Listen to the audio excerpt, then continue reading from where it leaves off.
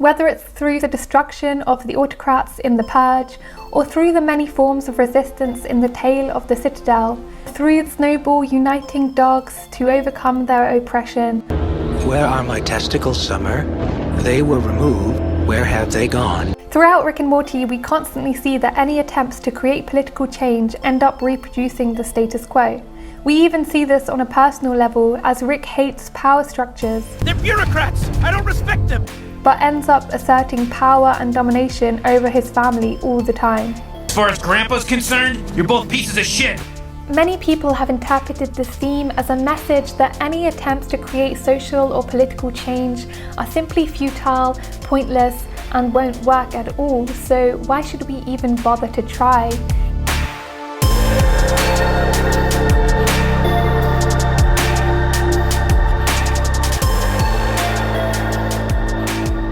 But in this video, I want to talk about the ways in which I believe this is simply a Trojan horse for deeper messages about political correctness, political escapism, individualistic forms of resistance, the defanging of political movements that used to be far more radical, the futility of attempting to change the system from the inside out, and the commodification of emancipation.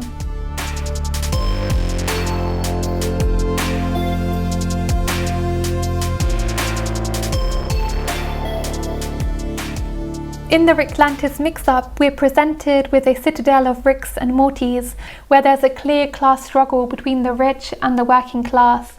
The Mortys are the minorities and the Ricks are the dominant class. The citadel appears to be a metaphor for modern life. It does a great job of highlighting alienation under capitalism. Regardless of how much of a Rick we are, how free-spirited, individual or intelligent, society turns us all into Jerrys.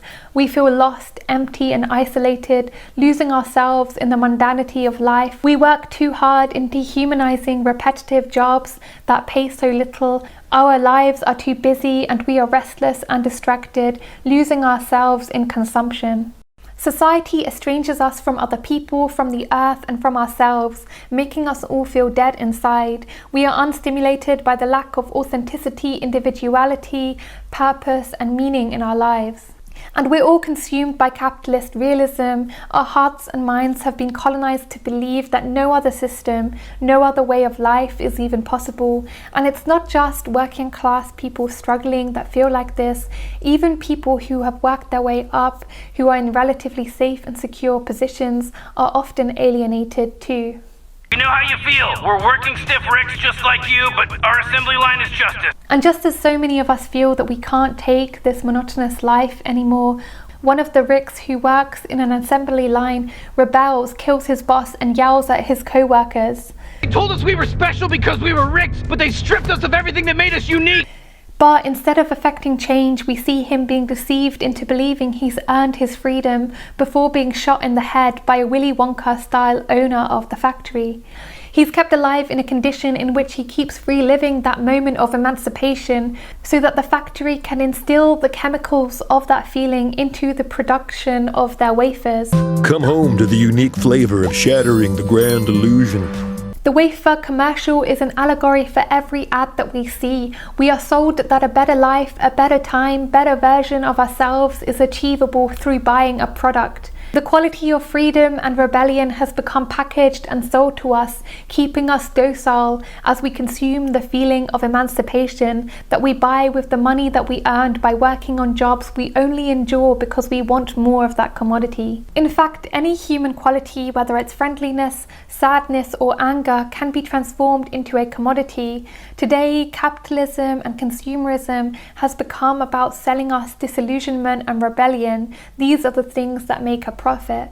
It's no longer enough for us to buy things that make us happy. We want to buy things that articulate our rage. For example, we sell feminist t-shirts made by women and children in sweatshops, paid a couple of dollars a day, sold under the guise of female empowerment. We buy Che Guevara shirts with a $40 price tag. The LGBTQ movement, and pride in particular, has become co-opted by corporations and banks. Environmental organizations and many NGOs that are supposed to save us all are mostly funded by rich corporations that ensure that they never become too subversive. In the 60s and 70s, the aesthetics of counterculture became fashionable and was sold to us through buying drugs. Activism and social justice has become a clout game. Protests have become a place to socialize and show people on our social media feeds how woke we are, and nothing highlights the banality of resistance more than Hillary Clinton posting that she's #the resistance. As Morty would say, oh geez, okay. Rebellion has become a commodity to be bought, and as long as emancipation is commodified, genuine revolution, genuine justice, genuine emancipation is delayed. And even if we do try and fight back against our corporate overlords, just like Rick, we're used as an example or a deterrent from other people doing the same. Rather than dismissing all forms of rebellion and resistance as pointless, I think that Rick and Morty are warning us against some of the pitfalls of our mainstream movements, which often end up reproducing the status quo, or where they are repackaged for a consumer purpose, where the subversive nature of them just ends up helping someone else's bottom line. The illusion that comes from it is definitely sweet in nature, but damaging in reality, just like I imagine Simple Rick's Freedom Wafer Select.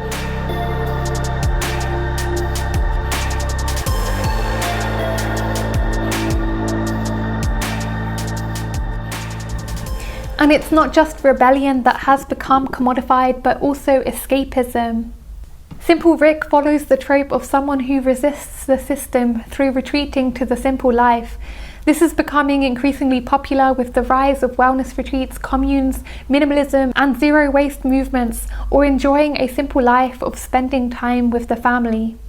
I don't think there's anything inherently wrong with any of these things, but this so-called escape from the system is an inherent part of its functioning. We're far more likely to accept shitty jobs with shitty pay if we know that we can go home and unplug through some form of escapism. And most of the time, escapism requires some form of consumerism, and consumerism requires us to have money that we get from working at jobs that we hate.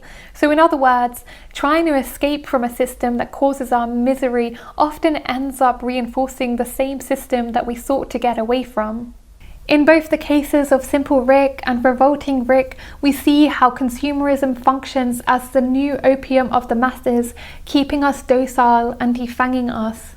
As Rick says, Merchandise, Morty. Your only purpose in life is to buy and consume merchandise, and you did it. You went into a store, an actual honest-to-God store, and you bought something. You didn't ask questions or raise ethical complaints. You just looked straight into the bleeding jaws of capitalism and said, "Yes, Daddy, please." But it goes even further than this. Simple Rick presents the classic trope of a privileged person, people of the dominant class accepting their privilege without question. Escapism is a privilege that many people don't have, and when we choose to escape from a system rather than challenging it, we are turning a blind eye to the oppressive systems and structures that uphold our privileges, and how those that are marginalized are harmed by the systems that uphold our privileges. As Gramsci says, the indifferent are the dead weight of history. The things that occur or do not occur in our society, whether it's laws that are passed, evil that is done, revolutions that failed, the people that rise to power tend to rise to power because the majority of people do nothing. The evil that passes happens because most of humanity renounces its own will. Or, as Burke says, the only thing necessary for evil to happen is for good people to do nothing. And none of this is to blame individuals. As I mentioned in my last video, we've all been indoctrinated into passivity and into reproducing the status quo. But we all have to reflect upon the ways in which the road to hell is paved with good intentions. What is evil often appears in the guise of the good, and whilst we think escapism is benevolent, oftentimes it just ends up reproducing the status quo.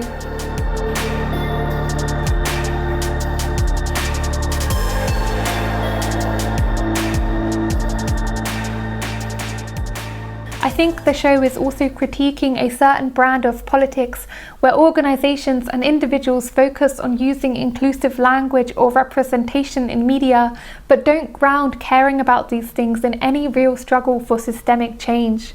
For example, Evil Morty, the political candidate, shows commercials of him shaking hands with trunk person, which is equivalent to how our political candidates shake hands with LGBTQ+ people. It's a commentary on tokenism, how individuals and organizations use marginalized groups in order to gain political power, masquerading as political platformism, whilst in reality they do very little for marginalized groups. I think it might also be a commentary on how many people prefer to sit behind their keyboards, arguing amongst each other about puritanical, dogmatic differences, without fundamentally trying to actually change the system. Whilst the planet is slowly dying, we all prefer to attack each other rather than the system.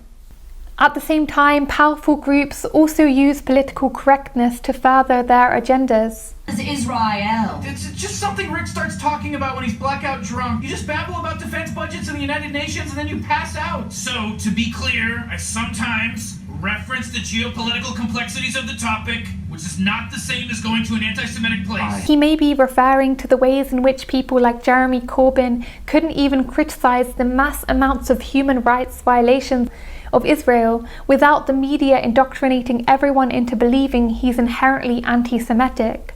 And Bernie Sanders has constantly been ridiculed as a radical communist for drawing attention to the very real violence the US has inflicted abroad. Occasionally, it might be a good idea to be honest about American foreign policy. And that includes the fact that America has overthrown governments all over the world, in Chile, in Guatemala, in Iran. At the same time, Biden and Trump's rape allegations or their involvement in human rights violations with ICE are barely ever mentioned. Yeah, but I don't think it's about logic, Rick. I think the word has just become a symbolic issue for powerful groups that feel like they're doing the right thing. So often, this puritanical way of doing politics ends up upholding the system and upholding the status quo because we're all too busy fighting amongst each other to really challenge the system, and powerful groups can leverage it to forward their agenda whilst the most important issues are rarely ever mentioned and the system goes largely unchallenged. Same old story. Morty's killing Mortys. At the same time, this puritanical way of doing politics often ends up ostracizing a lot of ordinary people who are not so well versed in knowing what is and isn't an okay thing to say. On the whiteboard, the Latin words mean deeds, not words, which may be criticizing this phenomenon of people whose actions don't match their words, or maybe criticizing people who care and say that they want change but don't actually do anything to help bring about that change.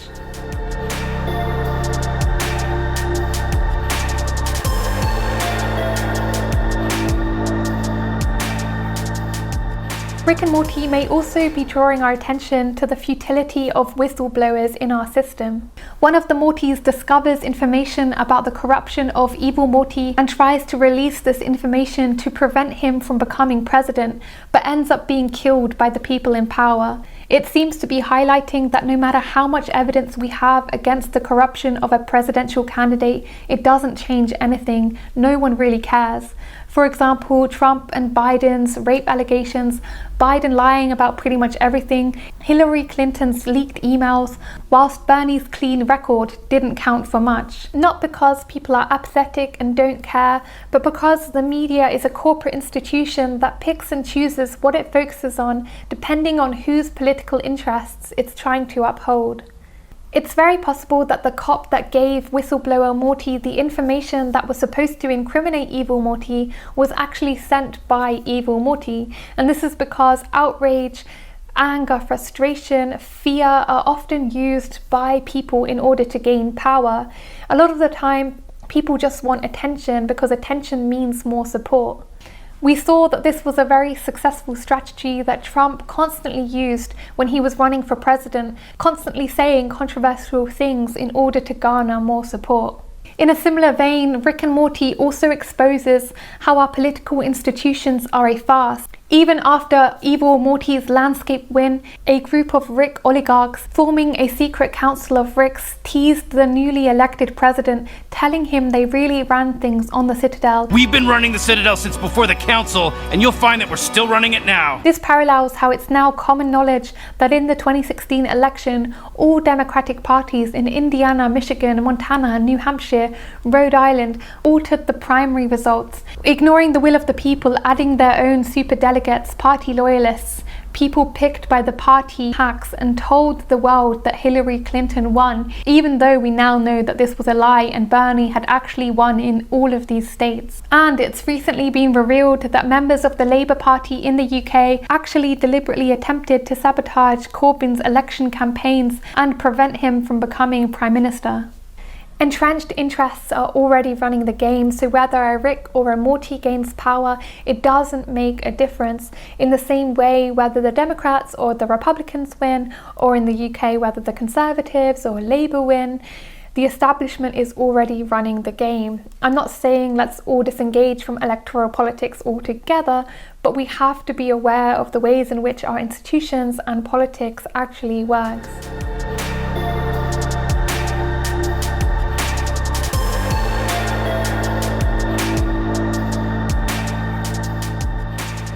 The show also alludes to the futility of trying to change the system from the inside out. Just like the Rick that enters the police force to try and change it from the inside out, many idealistic people enter into corrupt institutions and problematic careers to attempt to change them. But as we have all probably witnessed in our lives, mostly just like Rick, we end up changing to accommodate the system, abandoning our ideals rather than ever changing the system.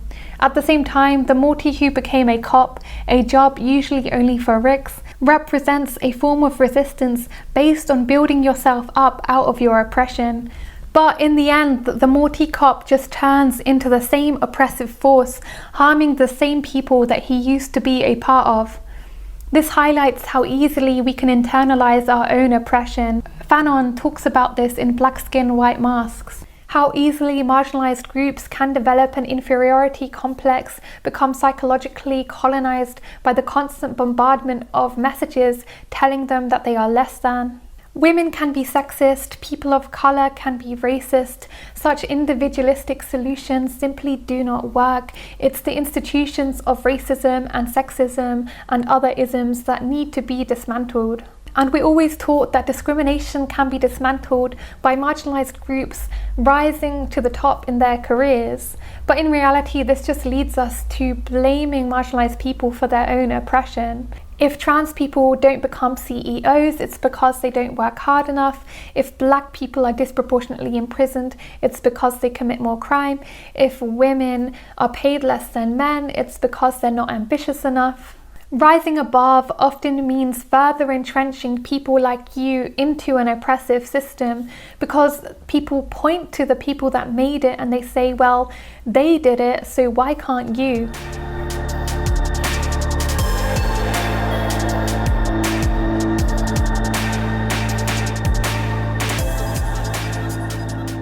One of the Mortys sacrifices himself for a fundamental change in society, but ultimately just ends up in the literal trash and doesn't change anything. This may be an allusion to the sacrificial narratives we hear all the time that help uphold the system. And now it's our time. We must sacrifice together because we are all in this together. Militaristic language is used to convince the army to sacrifice themselves for the good of their nations, but is really used to gain access to more natural resources or new markets to exploit labor abroad to help a corporation's bottom line. Policies that ensure the cutting of social services and safety nets mean millions have to sacrifice themselves through the slow death of the inability to afford healthcare, food, shelter, so that they don't drain the system and the economy can grow unhindered. Such sacrifice often ends up reproducing the status quo, reproducing the same system that we sought to destroy. In all of these examples, I think Rick and Morty might be trying to warn us against the martyr complex or the big man theory of history. In all the examples of rebellion in this episode, it's individual acts of rebellion by lone wolves. Capitalism has continuously forced us to become more and more individualistic, and this also feeds into our political movements. We see this in our political establishment, where we all rally around a figure like Bernie Sanders, thinking he is the answer, and then when he is no longer running, we give up hope altogether. We see this in the great man theory of history that says that history can largely be explained by the impact of a few great male heroes. We have movements full of people that want to be remembered, that want to be martyrs, but history is littered by dead heroes. A system based on corrupting powerful figures doesn't allow for the continuation of powerful figures that refuse to be corrupted. The problem with this is that as soon as these powerful figures are killed, gotten rid of, or fail, we give up hope, we go back to square one, and our movements often end up falling apart.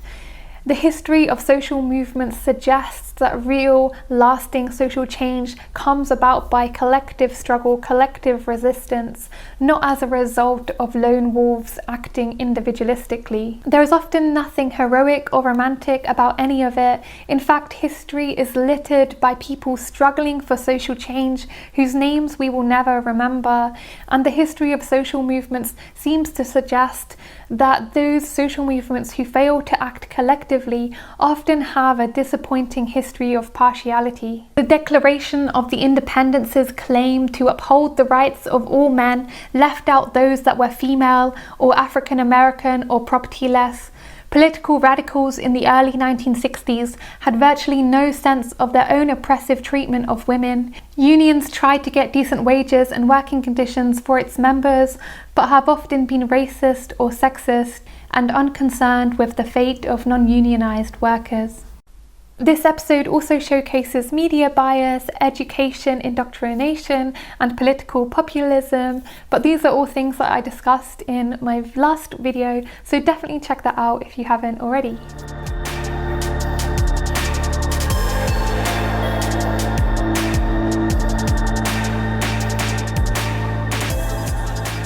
Ultimately, whilst all these different characters are involved in individualistic forms of resistance, evil Morty is able to rise to power unaware of and unfazed by any of their efforts.